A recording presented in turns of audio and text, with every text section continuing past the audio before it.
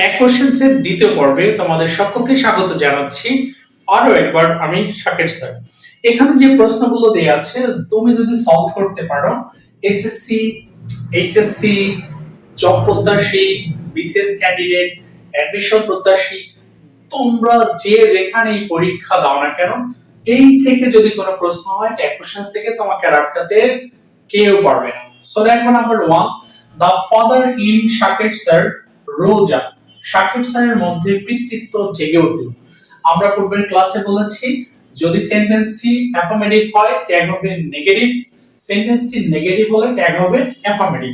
সেখানে দেখো সেন্টেন্সটি অ্যাফার্মেটিভ এবং টেন্স আছে পাস্ট টেন্স রোজা। আমরা জানি পাস্ট টেন্সের ক্ষেত্রে ডিড আনতে হয়, সেখানে তুমি নিয়ে নাও ডিডন্ট। সো নিয়ে নাও ডিডন্ট। এবার সাবজেক্ট হিসেবে বলছে সর্বদা প্রোনাউন বসে। তুমি মনে রাখো একটু জটিল বিষয়, এখানে সবাই ভুল করে ইনের আগে নাউন এবং ইনের পরে যদি নাউন থাকে চোখ বন্ধ করে ট্যাগে নিবা ইট। আবার বলছি যে ইনের আগে নাউন, ইনের পরে যদি নাউন থাকে সেক্ষেত্রে ট্যাগে আমি প্রোনাউন হিসেবে নিব ইট। কেন নয়, এখানে শাকের স্যার জেগে ওঠে নাই, শাকের স্যারের ভিতরে যে পিতৃত্ব স্বভাবটি আছে সেটা জেগে উঠেছে। To see the boy, to see the girl, এরকম। হ্যাঁ, সেই কারণে তুমি মনে রাখো এখানে ইট নিবা। আর একটা কথা মাথায় রাখবা, যদি বস্তু বোঝায় সেক্ষেত্রে ট্যাগে ইট ইট ইট, বস্তু বুঝালে ইট। শাকের স্যারের পিতৃত্ব, this is one kind of quality or characteristic. So quality characteristic সর্বদাই ডেড থিংস হয় বা বস্তু হয়। আশা করি বুঝতে পেরেছো। নাম্বার 2, শাকের sir is a proper noun. So একটা ক্রিটিক্যাল প্রশ্ন, এখানে ইজ আছে, তুমি জানো ইজ থাকলে ইজেন্ট হয়, সো লিখে নাও ইজেন্ট। এবার সাবজেক্টের ক্ষেত্রে এখানে শাকের স্যার, তুমি কি হি নিবা? না, এখানে তুমি ইট নিবা। কেন নিবা? এখানেও তুমি একটু মজার জিনিস বা টুইস্ট ফলো করো। শাকের স্যার হয় একটি প্রপার নাউন। আমরা জানি প্রপার নাউন বলতে কি বোঝে, কোন ব্যক্তি, বস্তু কিংবা স্থানের নাম। সেখানে শাকের স্যার সাবজেক্ট না, শাকের স্যার একটা প্রপার নাউন, সেটা এখানে বোঝাইছে। এই কারণে আমি কিন্তু এখানে আর মানুষ নই, আমি এখানে বস্তু হয়ে গেছি। সেই কারণে ট্যাগে নিবা ইট, যেটা সবাই ভুল করে। এরপরে দেখো ডিসগাস্টিং। মনে রেখো যদি একটি মাত্র ওয়ার্ড দেখো কিছু ভাববা না, আবার বলছি একটি মাত্র শব্দ দেখো চোখ দুটো বন্ধ করে লিখে দিবা ইজেন্ট ইট, ইজেন্ট ইট। কি বলেছি? What I said clear? একটি ওয়ার্ড দেখলে সেটা লিখে দিবা ইজেন্ট ইট।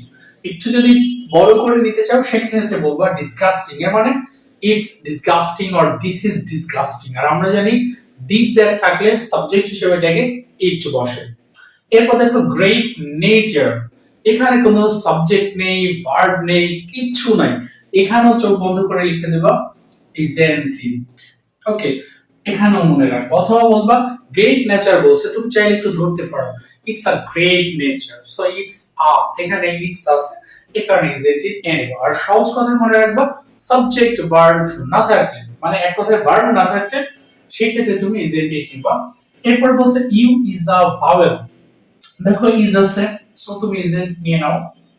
এরপরে হচ্ছে ইউ, এর ক্ষেত্রে কি নেবা? আচ্ছা, ইউ কি কোনো মানুষ, কোনো ব্যক্তি? না, ইউ একটা লেটার, সো তুমি এটাকেও বস্তু ধরে নিবা। সো এখানেও তুমি নিবা ইট, ইজেন্ট ইট। এরপর বলছে দেখো হ্যাপি বার্থডে টু ইউ, এটার ক্ষেত্রে কি নেবা? এখানে দুটো ব্যাখ্যা আছে, যারা অনেক ট্যালেন্টেড টিচার তারা দুটো সমাধান দিবে। তুমি মনে রাখো হ্যাপি বার্থডে টু ইউ, এখানেও বলছি দেখো ভার্ব নাই, আর আমরা বলছি ভার্ব যদি না পাও তুমি ইজেন্ট ইট দিবা। সো তুমি চাইলে এখানে ইজেন্ট ইট দিবা, সেটা কারেক্ট আনসার। অথবা তুমি নিবা ডোন্ট আই। কেন নিবা? ধরো তুমি যদি কাউকে উইশ করো হ্যাপি বার্থডে টু ইউ, ধরো আমি তোমাকে বলছি হ্যাপি বার্থডে টু ইউ, এক্ষেত্রে আমি একজন পার্সন হিসেবে কিন্তু উজ্জ্বল থেকে তোমাকে এই কথাটা বলছি, মানে আমাকে বলছি না। আমি হয়তো এভাবে বলতে পারতাম I wish you happy birthday to, অথবা I wish happy birthday to you. এই কারণে তুমি এখানে নিবা ডোন্ট আই। সো মনে রাখবা যে যদি হ্যাপি বার্থডে টু ইউ থাকে নিবা ডোন্ট আই, অথবা নিবা ইজেন্ট ইট। এরপর দেখো welcome to Bangladesh. Welcome to Bangladesh, বাংলাদেশের স্বাগত। আমরা কিন্তু কথায় কথায় বলি you are welcome to my home, এরকম বলি না? সো তার মানে দেখো এখানে উজ্জ্বল ইউ আর, সো তুমি নিবা আর ইনটু অথবা এ ইনটু, আমরা জানি আর কে কি লেখা যায়, এ ইনটু লেখা যায়। সো এ ইনটু অথবা আর ইনটু। এরপর দেখুন আমরা 9, number 8, none is none other the sun। এটা একটা মজার জিনিস, এটা একটা প্রবাদ বাক্য। হ্যাঁ, প্রবাদ বাক্যের ক্ষেত্রে চোখ বন্ধ করে তুমি ইজেন্ট ইট নিয়ে নেবে। সেটা হতে পারে নেগেটিভ ওয়ার্ড, হতে পারে পজিটিভ, ডাজন্ট ম্যাটার। অনেক টিচার এখানে বলে দে নিতে, আমি বলবো তুমি দে নিবা না, কারণ আমরা জানি নাম থাকলে দে হয়। সো সবাই নেই আর দে, তুমি নিবা না, তুমি নেবা এখানে ইজ ইট অথবা ইজেন্ট ইট। তুমি ইজেন্ট ইট অথবা ইজ ইট নেবা। হ্যাঁ, কেন নেবা মনে রেখো, প্রবাদ বাক্য প্রভার্বের ক্ষেত্রে সর্বদা ইজেন্ট ইট নিতে হয় অথবা ইজ ইটও নেওয়া যায়। So negative positive doesn't matter, তুমি চাইলে ইজেন্ট ইট নিয়ে নিবা। সো অনেক বই লিখে নান ইজ নান, আর দে, অনেক টিচার বলে আর দে, বাট তুমি এটা নিবা না। সো তুমি যদি এই প্রশ্নগুলো সলভ করো, আরো কিছু প্রশ্ন আছে যদি তোমাকে আমি সলভ করাই, জাহান্নাম থেকেও যদি তোমাকে প্রশ্ন করা হয়, তোমাকে আটকানোর মতো কেউ নাই। আর একটা কথা মনে রেখো, শর্টকাট পড়া দিয়ে শর্টকাট জ্ঞান অর্জন করে কোনোভাবেই সফলতা পাওয়া যায় না। অবশ্যই তোমাকে একটু বেশি জানতে হবে। মনে রেখো, সফল হওয়ার জন্য তিনটি বিষয় দরকার। একটা হচ্ছে স্বপ্ন দেখো আকাশচুম্বী, প্রত্যাশা রাখো কম, আর জানো অনেক বেশি।